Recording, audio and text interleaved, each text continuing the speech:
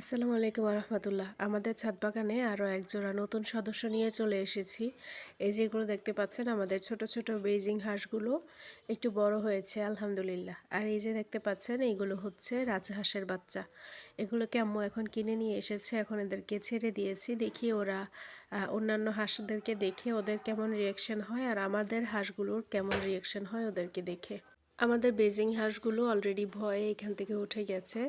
আর এই যে চীনা হাঁসের যে বাচ্চাগুলো আছে ওরা হচ্ছে ওদেরকে দেখে গলা বড় করছিল, জানি না এটা দিয়ে ওরা কি বোঝায়। যে দেখুন আপনারা কি অবস্থা করে, ওদেরকে এরকম করে হচ্ছে সারা ছাদ ঘুরিয়েছিল। তো আমি ভেবেছিলাম যে হয়তোবা ওরা মারামারি করবে বা একের সাথে অন্য মিলতে একটু সময় নেবে, পরে দেখি যে না, আলহামদুলিল্লাহ একটু পরে ওরা অনেক সুন্দর করে মিশে গেছে। আপনারা দেখতেই পাবেন ভিডিওর শেষে।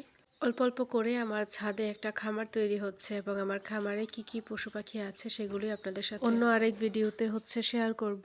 আর যে কোনো ধরনের হাঁস বা মুরগি কিনে নিয়ে আসার পরেই হচ্ছে আপনারা বাড়িতে এনে সাথে সাথে ওদেরকে পানি খেতে দিবেন। সেটা লেবুর পানি হতে পারে বা আপনি স্যালাইন দিয়ে একটু পানি দিলেন, বা এগুলো যদি নাও থাকে তাহলে একটু খালি পানি দিয়েও অন্ততপক্ষে ওদের গলাটা ভিজিয়ে দিবেন। এই তো আমি এখানে ওদেরকে পানি খাইয়ে নিয়েছি, আস্তে আস্তে ওরা সবার সাথে মিলা শুরু করে দিয়েছে। আর এটা হচ্ছে কিছুক্ষণ পরের ভিডিও। দেখুন কত সুন্দর সবার সাথে ঘোরাঘুরি করছে এবং মারামারি যে একদমই করছে না তা না, আমার মনে হয় এটাকে মারামারি না, এটাকে খুনসুটি বললেই ভালো হয়।